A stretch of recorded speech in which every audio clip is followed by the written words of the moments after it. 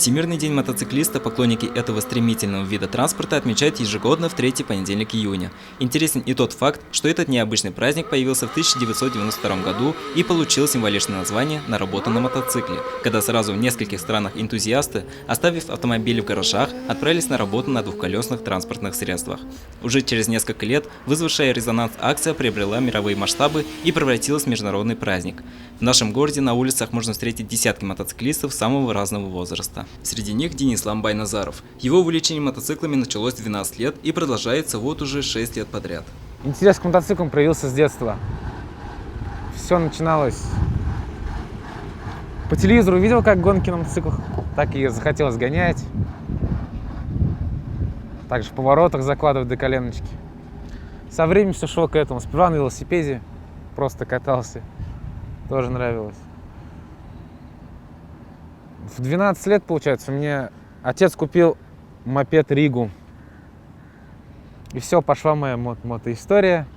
За годы увлечения у Денислама появилось много друзей и знакомых, которые также разделяют его интерес. Они часто выезжают вместе одной группой, чтобы проехать очередную дистанцию и просто хорошо провести время на свежем воздухе. У нас порядка 9 человек. Также вечерами выезжаем, катаемся по городу, за городом. Ну, вечером машин меньше, безопаснее кататься, чем днем.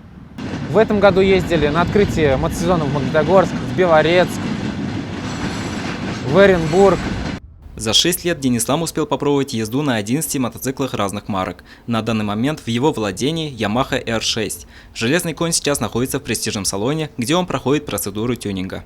У меня мотоцикл свой Yamaha R6, полностью подготовленный для стандрайдинга. Сам все подготавливал, все делал. Так, получается, это езда на заднем колесе, езда в трюковом режиме на мотоцикле, дрифты, езда на переднем колесе, все это стандрайдинг. Самая дальняя дорога, которую совершил Денислам на железном коне, это поездка до столицы нашей республики, города Уфа. Конечно, такие дистанции требуют и особого ухода за техникой. За своим мотоциклом юноша бережно ухаживает, ведь от этого зависит в первую очередь его безопасность на дороге.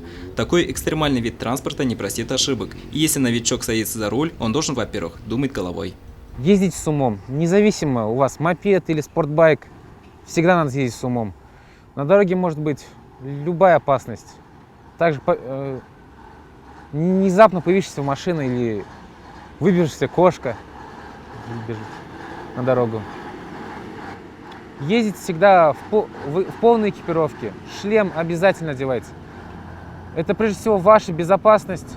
Денислам надеется, что нынешний сезон будет полон новых незабываемых впечатлений. Но, конечно, все в рамках закона и обязательно в защитной экипировке. Всех мотоциклистов с праздником. Всего вам хорошего проведения сезона, чтобы все благополучно его закрыли, на следующий год все вместе открыли. Ни гвоздя вам, ни жезла. Данил Алибаев, Олег Кадыров, Гульгина Рискильдина, телекомпания СТВ.